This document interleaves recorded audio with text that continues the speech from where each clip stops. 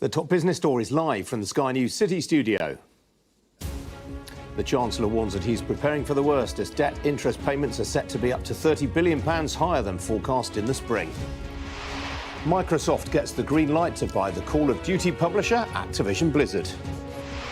Plus, as the blockbuster trial of Sam Bankman-Fried continues, I'll be speaking with the author Michael Lewis about the crypto billionaire's rise and fall.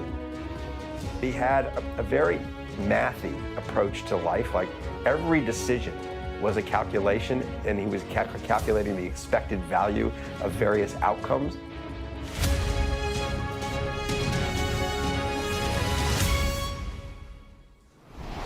Good afternoon, this is Business Live with me, Ian King. Now, the Chancellor, Jeremy Hunt, has warned today that he's preparing for the worst as he plans for his autumn statement next month. Mr Hunt told Sky News that the economic environment was very challenging in the short term and that debt interest is likely to be between £20 and £30 billion higher this year than had been expected in the spring. From Marrakesh, our economics editor Ed Conway reports.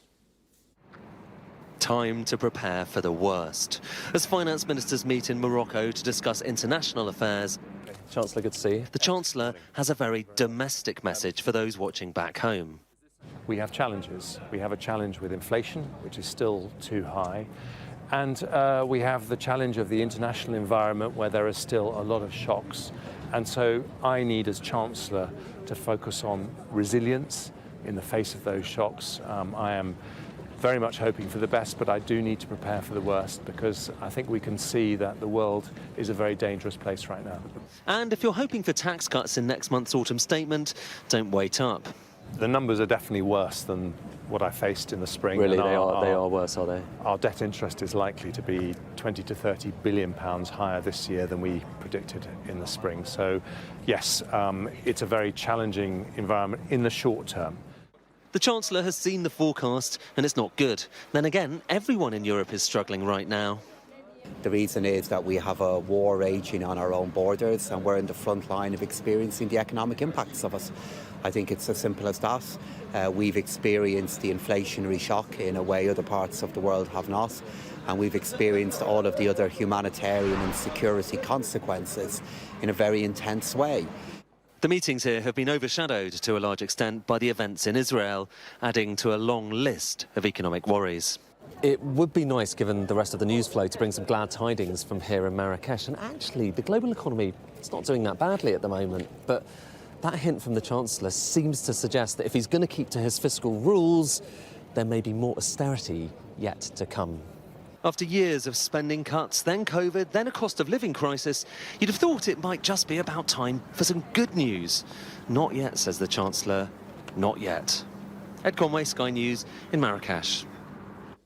Some other business news stories for you now. And the Competition and Markets Authority has today cleared Microsoft's $69 billion deal to buy Activision Blizzard, publisher of the hit video game Call of Duty, after nearly 22 months of legal wrangling. The CMA initially blocked the deal, which has already been cleared in the EU and China, on the grounds that it would hurt competition in the cloud gaming market. It led to claims from both Microsoft and Activision Blizzard that the UK was closed for business. But in August, Microsoft made a concession offering to give Activision's cloud gaming rights for the next 15 years to Ubisoft, the French games publisher. Sarah Cardell, the CMA's chief executive, told me earlier today she was satisfied with the compromise.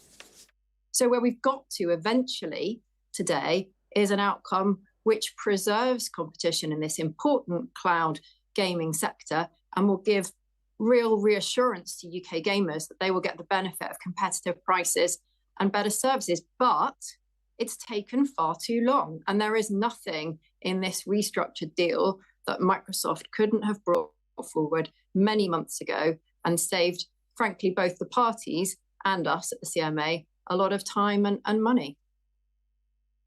Tesco said today it's looking to recruit 30,000 temporary workers for the Christmas period. The UK's biggest grocery retailer said that last year it had initially looked to take on 15,000 temporary workers for the festive season, but it eventually ended up taking on twice that. The roles are expected to be mainly in Tesco's largest supermarkets. The news comes a day after Sainsbury's said it's looking to take on 22,000 temporary staff over Christmas. Morrison's has said it's looking for 3,500 extra staff at Christmas, and Aldi 3,000. Shares of JP Morgan have jumped by more than 4.75% on Wall Street this afternoon after the world's biggest bank reported better than expected quarterly results. JP Morgan's net income for the 3 months to the end of September came in at $13.2 billion, up 35% on the same period a year ago.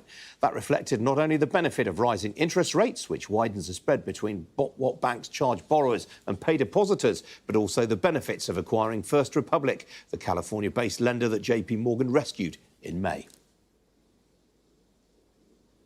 Now, the trial of Sam Bankman-Fried in New York was always going to grab the headlines. A young crypto billionaire accused of fraud and money laundering.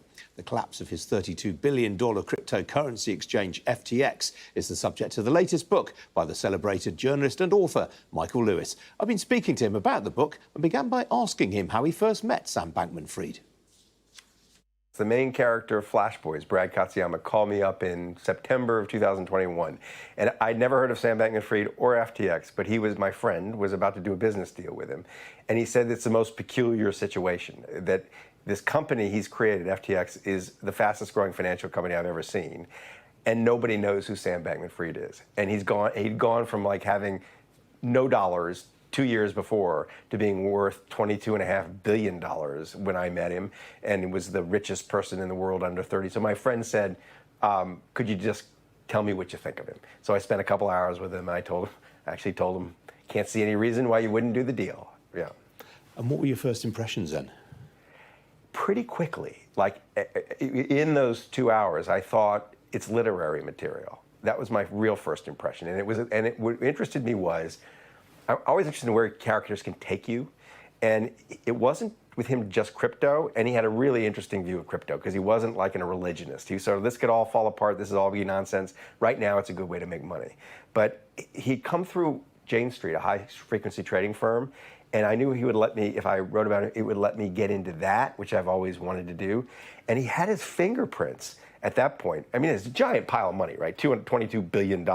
He was saying he was going to spend $1 billion in the next presidential campaign, and he was already spending a lot of money in American politics, so he would take you into American politics and to media and philanthropy. And so I just thought, like, he's a character we can travel with and see these systems. So that was kind of my first thing. As a person, he was peculiar. And he was peculiar because it took me a while to understand all this about him. But he had a very mathy approach to life. Like, every decision was a calculation, and he was calculating the expected value of various outcomes, right, like up to and including, does he get married and have children? And I just thought I've never quite seen that. It was like moneyballing life is what it felt like. So that was the other odd thing about him. Did you feel that you had to know much about crypto to get into his world?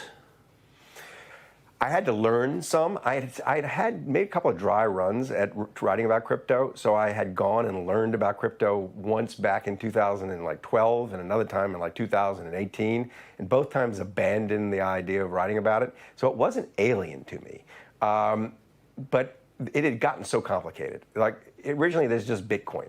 By the time I meet Sam, there's several thousand different cryptocurrencies. The market value of these cryptocurrencies is $3 trillion, and it got much more complicated. So I felt the reader.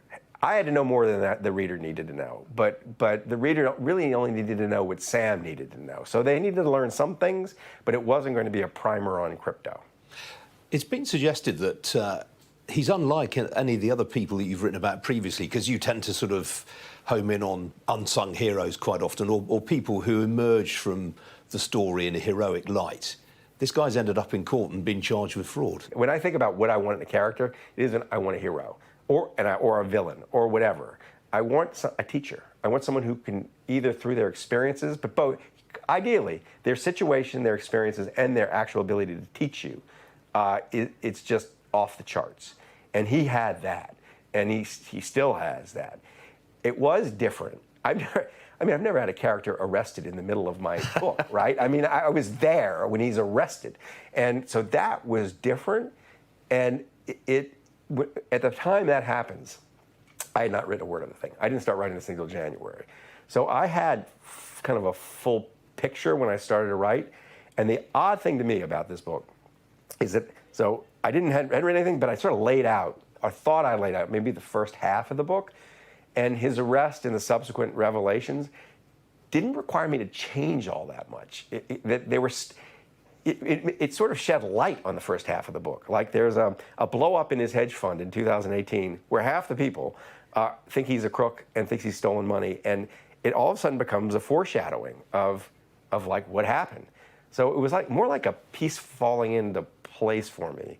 And the other odd thing is, like, one of the problems when you're following around a billionaire is following around a billionaire. If you've ever done it, it actually sounds more pleasant than it is. They're here one day, they're gone the next. They don't have time for you, all that.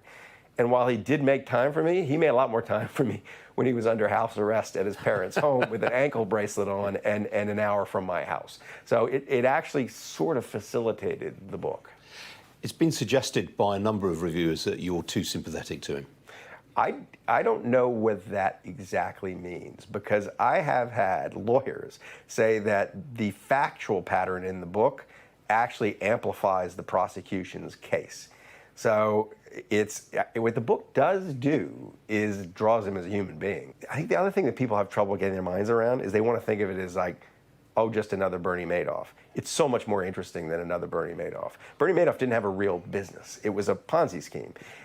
The bizarre thing about Sam Bankman-Fried is this exchange he creates, FTX, is an actual gold mine. His problem isn't this business. His problem is he has this hedge fund, trading firm, private, on the side of it, that's doing squirrely things with the exchange. Talk about what it makes it different between any other financial scandal. This is the only financial scandal I can think of where all the perpetrators ran back to their parents' home, because they're all 25 or 28 years old. They were all like back in their parents' basement the next day. Yeah. And I thought, the parents are funny characters. Like, of all of them, it's like, what have you been doing? You know, it's like Ferris Bueller's Day Off.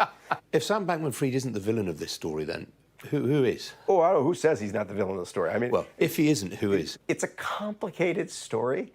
And if you wanted to identify dark or light forces, I don't think there's a villain. I don't think it's not, Sam is the closest thing to the perpetrator of all of it. But there is an interesting character.